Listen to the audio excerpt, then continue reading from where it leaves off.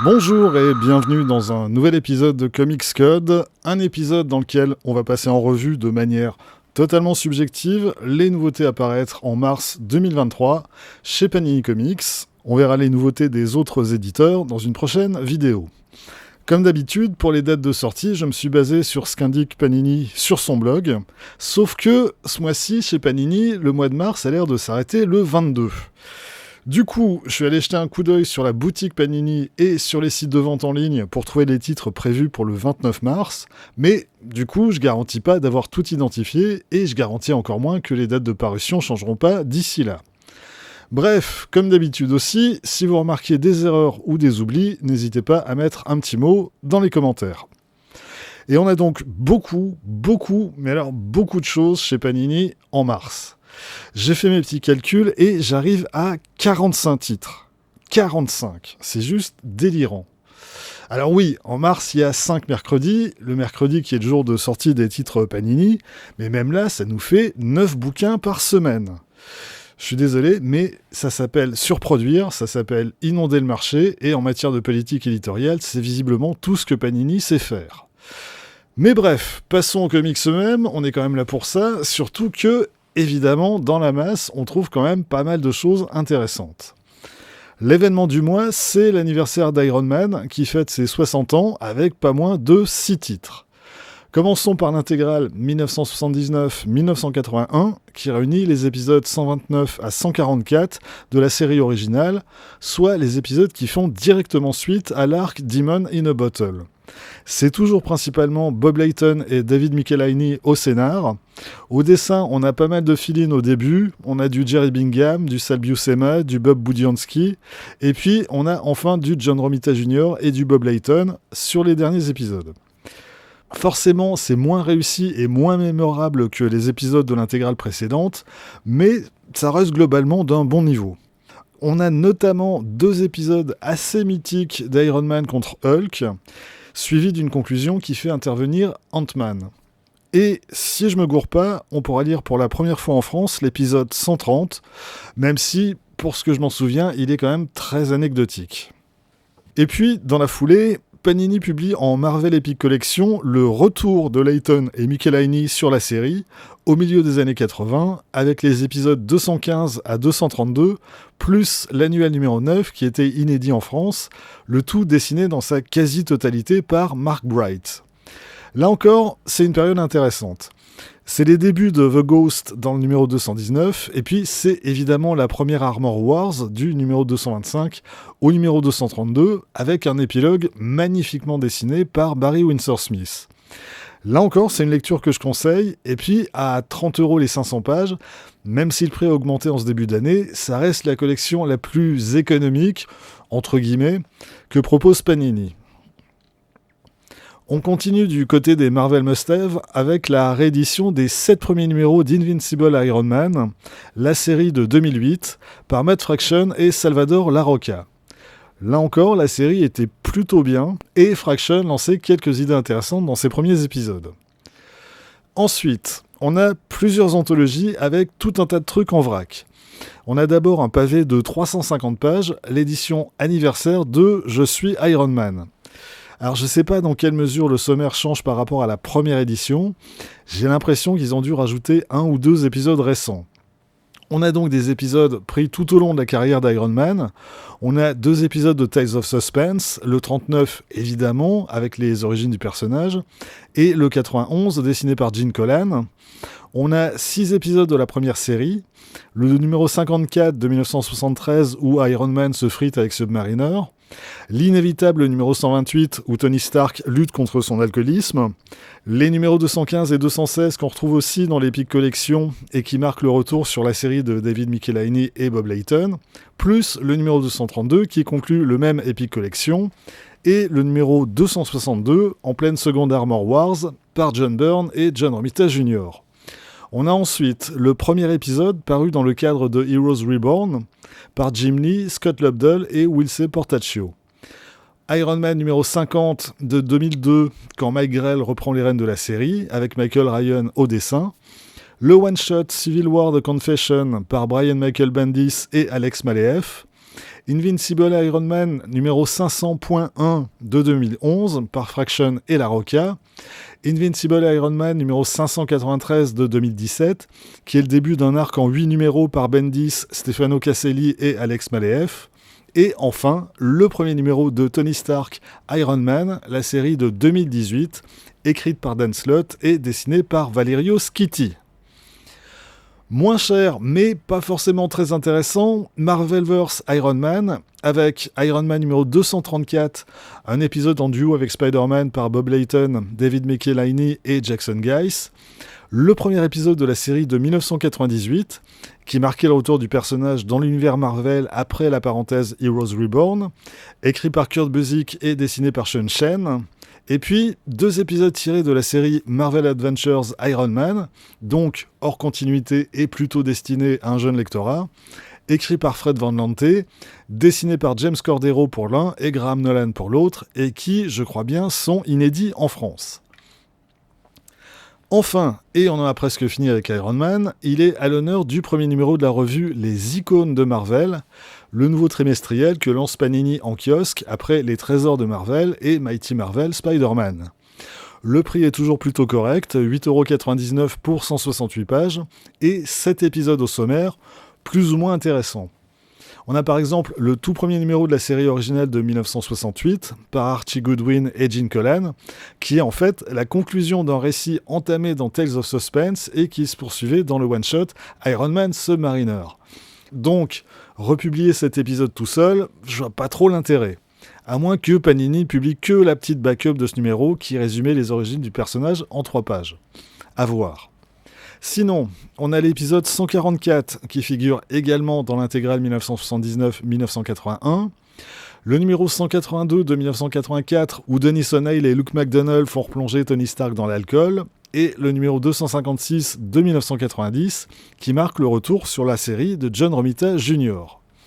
On a enfin les épisodes 9 et 10 de la série de 1998 par Kurt Busiek et Sean Chen, dans lesquels Iron Man affronte le mandarin, et le premier épisode d'Invincible Iron Man de 2015 par Brian Michael Bendis et David Marquez. Et si tout ça ne vous suffit pas, vous trouverez enfin 2 épisodes de l'actuelle série dans Marvel Comics numéro 15, toujours par Christopher Cantwell et Angel Unzueta, à côté des autres séries habituelles de la revue, Amazing Spider-Man, Avengers, Avengers Forever et Thor. L'autre événement du mois, c'est la collection à petit prix Marvel Super Héroïne, 6 volumes à 6,99€ chacun, consacrés à 6 super-héroïnes différentes.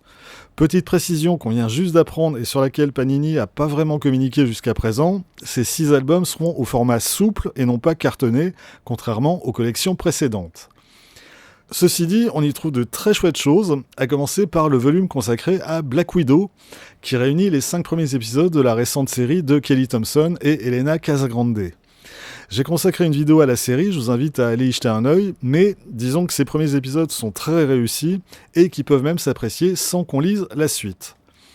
Je conseille également le volume consacré à Jessica Jones par Brian Michael Bendis, Michael Gaydos et un petit peu de Mark Bagley, qui réunit les 7 derniers épisodes de la série Alias et révèle le passé du personnage et les horreurs que lui a fait subir Killgrave, alias l'homme pourpre. On continue avec les épisodes de The Mighty Thor de Jason Aaron et Russell Dauterman. Alors, c'est pas les premiers épisodes avec Jane Foster dans le rôle titre, c'est la série qui fait suite à Secret Wars, mais ça reste une lecture très conseillée. Même chose pour Miss Marvel Génération Y de G. Willow Wilson et Adrian Alphona, avec les épisodes 6 à 11 de la première série. Là aussi, j'ai consacré une vidéo à l'ensemble de la série, je vous invite à aller voir, comme ça vous saurez tout le bien que j'en pense, et spoiler alert, j'en pense énormément de bien. J'aurais beaucoup aimé vous conseiller le volume consacré à She-Hulk par Dan Slott et Juan Bobilo, les 6 premiers épisodes de la série de 2004 que Panini avait réédité l'an dernier en Marvel Deluxe. C'est vraiment très drôle et très inventif. Encore une fois, décidément, j'ai consacré une vidéo l'an dernier, et le problème c'est que la traduction est absolument dégueulasse, à peu près toutes les vannes tombent à plat, et donc sur ce coup, Panini a réussi à gâcher une excellente série. À moins que Panini ait eu l'intelligence de réviser la traduction pour cette réédition. Non, je déconne. Et pour en terminer avec cette collection, On a les premiers épisodes de Captain Marvel par Kelly Sue DeConnick et David Lopez. Là encore, c'est pas la série dans laquelle Carol Danvers reprend le titre de Captain Marvel, c'est la suivante, mais ça reste une lecture tout à fait conseillée. Bref, très bonne sélection pour cette collection Marvel Super Heroine, vraiment à 6,99, même en format souple, il y a de quoi se faire plaisir.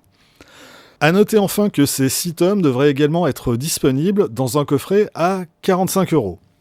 Et oui, si vous faites le calcul, vous verrez que Panini en profite pour vous gratter 3€ pour payer la boîte en carton, il n'y a pas de petites économies. Maintenant qu'on en a fini avec les 2 gros événements du mois, passons aux affaires courantes. En 100% Marvel, le mois commence bien avec le premier tome de la nouvelle série Daredevil par Chip Zdarsky, Marco Checchetto et Raphaël de la Torre. La série a redémarré au numéro 1 après l'event Devil's Reign, et Daredevil quitte New York en compagnie d'Elektra pour mettre un terme, une bonne fois pour toutes, à la menace que représente la Main. La Main, vous savez, cette secte de tueurs qui s'est récemment trouvé un nouveau leader en la personne du Punisher. Est-ce que le chemin de Daredevil et du Punisher vont se croiser ? À votre avis ? Côté scénario, c'est encore un peu tôt pour se faire un avis définitif. Les débuts sont un peu lents. Certaines directions que prend l'intrigue peuvent laisser sceptique, mais pour l'instant, je suis plutôt bien accroché et j'ai envie de voir où ça va. Surtout que, côté dessin, Checchetto et De La Torre continuent à assurer comme des brutes. Le même jour, sortie d'une curiosité, Secret Invasion, bienvenue chez les Skrulls. Alors, c'est pas la mini-série en cours de publication aux États-Unis par Ryan North et Francesco Mobili. Là, c'est la mini-série Meet the Skrulls de 2019 par Robbie Thompson et Nico Henrichon. Pourquoi la sortir maintenant ? Parce qu'il y a une série Secret Invasion qui arrive sur Disney+, évidemment. Alors bon, je l'ai pas lu, mais on est sûr au moins d'une chose, c'est que graphiquement, c'est très bien, dans un style très différent de ce qui se fait chez Marvel habituellement, mais rien que pour Henrichon, ça vaut le coup d'œil. Promis, je vais lire ça le plus vite possible sur Marvel Unlimited, et si ça vaut le coup, j'en reparlerai très vite. Toujours en 100% Marvel, le tome 3 de Thor par Jason Aaron, Mike Del Mundo et Esad Ribic. On a donc là les derniers épisodes de la série de 2018 qui se déroulent en parallèle à War of the Realms, et on a la mini-série King Thor qui vient conclure le travail de Jason Aaron sur le personnage. Si vous avez opté pour ce format plutôt que pour l'édition en 2 omnibus qu'a sorti Panini l'an dernier, ou l'édition en revue qui avait précédé tout ça, vous allez donc enfin pouvoir lire cette conclusion. On a ensuite le tome 10 des Fantastic Four de Dan Slott, soit la première partie de la Reckoning War, un event que Slott évoquait déjà dans ses She-Hulk il y a presque 20 ans. C'est un event qui aurait dû m'intéresser, sauf que j'ai lâché la série tellement je trouve inintéressant le boulot que fait Dan Slott dessus depuis le début. Si vous avez lu ou si vous comptez le prendre, je serais curieux d'avoir votre retour, mais moi, j'ai vraiment lâché l'affaire. Sorti le même jour de Spider-Man 2099 Exode, qui réunit la mini-série Exodus et les one-shots Alpha et Omega qui l'encadrent. C'est écrit par Steve Orlando, chaque épisode est dessiné par un artiste différent, sauf les 2 one-shots qui sont signés Paul Fry. Comme ni le personnage ni l'univers ne m'intéressent particulièrement, là aussi j'ai fait l'impasse, donc si vous avez un avis sur la question, je suis preneur. Et puis, le 29 mars, il n'est pas impossible qu'on ait le 2e tome de Black Panther, par John Ridley au scénario, et Stefano Landini et Germán Peralta au dessin.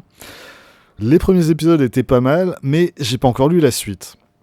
Et puis, on devrait aussi avoir les nouvelles séries Captain America. Et ouais, on a désormais 2 séries Captain America en parallèle. La première, c'est Captain America Symbol of Truth par Toshi Onyebushi et Arby Silva, qui met en scène Sam Wilson. Et la seconde, c'est Captain America Sentinel of Liberty par le duo Jackson Lanzing et Colin Kelly au scénario et Carmen Carnero au dessin.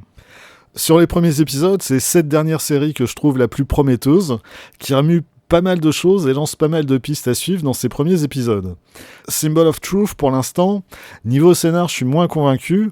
Par contre, côté dessin, vu que c'est Silva qui tient les crayons, ça a vraiment de la gueule. Après, ça fait un bon moment qu'on n'a pas eu une bonne série Captain America. Le boulot de Ta-Nehisi Coates sur le personnage a été pour moi une grosse déception, donc j'espère qu'au moins une des 2 séries tiendra toutes ses promesses. Dernière remarque, je connais pas le sommaire de ces 2 tomes, et en particulier, je sais pas si Panini a prévu de publier le Captain America numéro 0 qui servait de prologue aux 2 séries, et si c'est le cas, dans lequel des 2 volumes cet épisode sera publié. Quoi qu'il en soit, j'y reviendrai probablement plus en détail quand ça sortira. Restons 30 secondes sur Captain America avec la réédition en Marvel Must-Have des premiers épisodes de la série par John Negraiber et John Cassaday. C'est des épisodes qui datent de 2003 et qui sont très marqués par le 11 septembre. J'ai pas vraiment apprécié ces épisodes à l'époque et j'ai pas vraiment envie de les relire aujourd'hui. Du côté des intégrales, nouveau tome consacré à Amazing Spider-Man et aux années 1988 et 1989. On est donc en plein dans la période David Michelinie, Todd McFarlane, donc j'imagine que tout le monde connaît, pas besoin d'en faire 3 plombes. On notera quand même qu'on trouvera dans ce volume l'annuel numéro 22, par Michelinie et Mark Bagley, qui n'avait jamais été publié en France et qui marque les débuts d'un nouveau personnage, Speedball. Par contre, je ne sais pas si l'intégrale reprendra les backup stories de ce numéro, notamment celle consacrée à Speedball en solo, écrite et dessinée par Steve Ditko. Les lecteurs intéressés par cette période de Spider-Man seront sans doute également intéressés par la première intégrale consacrée à Venom, notamment parce que la quasi-totalité des épisodes présents proviennent de différentes séries Spider-Man. On a Amazing Spider-Man numéro 258, où Spider-Man devait renoncer à son costume noir, le fameux numéro 300 où Venom faisait sa première véritable apparition, les numéros 315 à 317, toujours par Todd McFarlane, et les numéros 332 et 333, dessinés cette fois par Erik Larsen. On a également le tout premier numéro de Web of Spider-Man de 1985, et puis le graphic novel Avengers Death Trap The Vault, une histoire d'évasion de supercriminels dans laquelle Venom occupe une place centrale par Danny Fingeroff et Ron Lim, et je me demande si c'est pas un inédit. On continue avec Captain Marvel, l'intégrale 1974-1976, qui réunit les épisodes 34 à 46. Ça commence par l'ultime épisode signé Jim Starlin, le fameux épisode dans lequel Captain Marvel affronte Nitro, une confrontation qui lui sera fatale quelques années plus tard. Et ensuite, on a les épisodes écrits par Steve Englehart et dessinés pour la plupart par Al Milgrom. Forcément, il s'agit d'épisodes qui ont du mal à se mesurer à ceux qui ont précédé. Dans l'ensemble, ça a quand même pris un coup de vieux, mais pour les vieux nostalgiques comme moi, ça devrait évoquer quelques bons souvenirs. En tout cas, je le conseille davantage que le Ghost Rider 1976-1979, avec les épisodes 21 à 35, plus Marvel Première numéro 28, une histoire bien naze par Bill Mantlo et Frank Robbins qui réunissait Ghost Rider, Morbius, Werewolf by Night et Man-Thing au sein de la Legion of Monsters. Pour les épisodes de Ghost Rider proprement dit, pas grand chose de mémorable, hormis le dernier épisode, écrit et dessiné par Jim Starlin, dans lequel Ghost Rider se lance dans une course contre la mort elle-même. Le reste est très anecdotique, avec une demi-douzaine de scénaristes différents, et au dessin, la plupart des épisodes sont dessinés par le calamiteux Don Perlin. On peut même pas sauver numéro 21, dessiné par Gil Kane, mais pas en très grande forme, et en plus ancré par le très médiocre Sam Granger. Plus récent, mais pas forcément meilleur non plus, la première partie de l'intégrale 1997 des X-Men. C'est une période pour laquelle j'ai aucune nostalgie, même si, graphiquement, on y trouve parfois des choses intéressantes. Par exemple, dans Uncanny X-Men numéro 340 à 342, qui sont dessinés par Joe Madureira. Le reste est quand même peu glorieux. X-Men 60 et 61 dessinés par Cédric Nocon, X-Factor numéro 130 par Eric Battle, X-Men Unlimited 13 et 14 par Duncan Rouleau, Jim Calafiore ou le presque débutant Jim Chung. Et je parle même pas des scénarios qui sont globalement sans intérêt, voire pire. Et pour finir, on aura peut-être le deuxième tome de l'intégrale She-Hulk, consacré aux années 1981 et 1982. Peut-être, mais j'ai un doute, vu que le bouquin est listé sur les sites de vente en ligne, mais pas sur la boutique Panini, ou alors il est bien planqué, je l'ai pas trouvé. Dans tous les cas, c'est une lecture dont on peut se dispenser, avec toujours aux commandes de la série David Anthony Kraft et Mike Vosberg. Et à part ça y est, j'ai presque rattrapé mon retard de lecture sur les titres X. Il me reste juste à lire les 2 Destiny of X du mois dernier, et je serai bon. Là, en mars, on a les numéros 6 et 7 de la série qui paraissent, avec le retour du Hellfire Gala dans le numéro 7.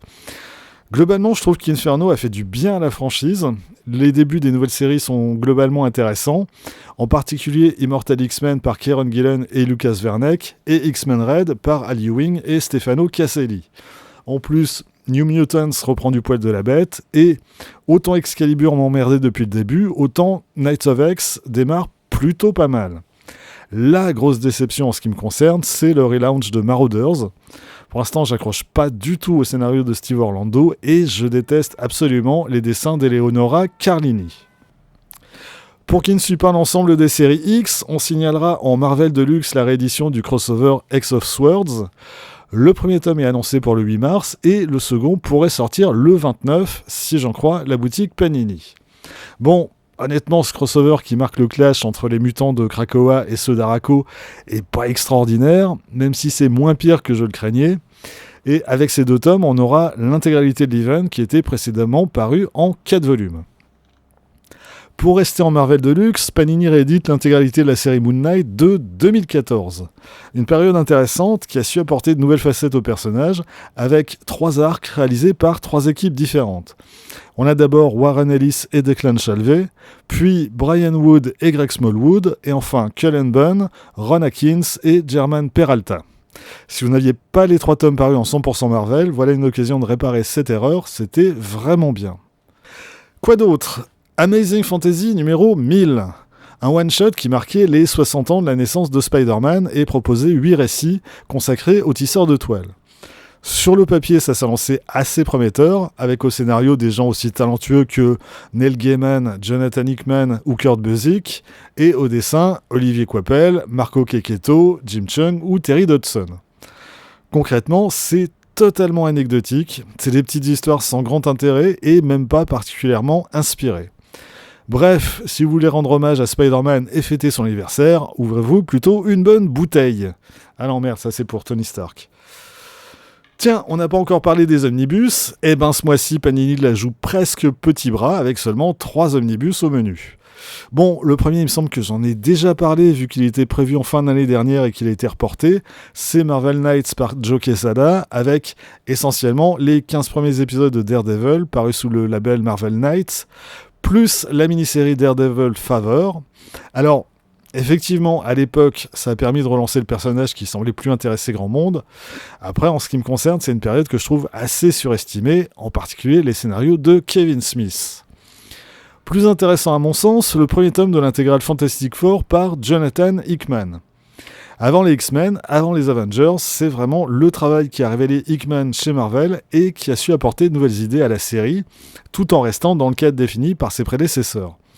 C'est pas un truc que je vais racheter, mais si vous connaissez pas et que vous cherchez du Fantastic Four qui se contente pas de ronronner et de recycler en boucle les mêmes idées, vous feriez bien de vous y intéresser. Et puis, le troisième omnibus, c'est le premier tome de Savage Sword of Conan, qui réédite les 12 premiers épisodes du magazine Noir et Blanc, précédés par les histoires de Conan parues dans le magazine Savage Tales au début des années 70. Au dessin, on a pas mal de John Buscema en pleine forme, mais aussi de l'excellent Gil Kane, Jim Starlin, du Alex Nino vraiment magnifique, et évidemment du Barry Windsor Smith absolument splendide. Donc, si vous voulez du Conan qui déchire, c'est vers cette période et cette série qu'il faut vous tourner, plutôt que vers la période 1993, dont la deuxième partie paraît en même temps. Là, c'est écrit par un Roy Thomas en petite forme, et dessiné principalement par Ernie Chan et Raphaël Kayanan. C'est vraiment à réserver aux inconditionnels. Et entre les deux, on a l'intégrale 1979-1980, 11 épisodes signés comme toujours Roy Thomas et John Buscema. Au fil des ans, la série est devenue de plus en plus répétitive, là ça se sent vraiment, mais malgré tout, ça reste une série pour laquelle j'ai un certain faible. Côté Star Wars, un event en chasse un autre, et après Crimson Reign, on passe à Hidden Empire, avec Star Wars 27 et 28, Bounty Hunters 26 et 27, Darth Vader 25 et 26, et Dr. Aphra 24 et 25. En 100% Star Wars également, sortie du premier tome de The Mandalorian. Alors, attention, c'est pas l'adaptation de la série Disney+, que Panini a déjà publiée.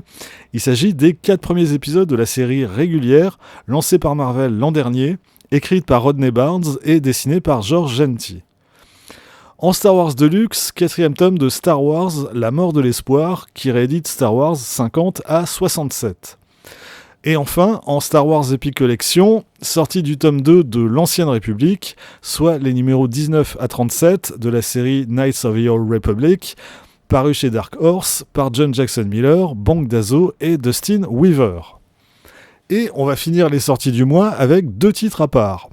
Le premier, c'est un nouveau volume de Cyberpunk 2077, Tu as ma parole, écrit par Bartosz Tibor et dessiné par Rezus Hervas.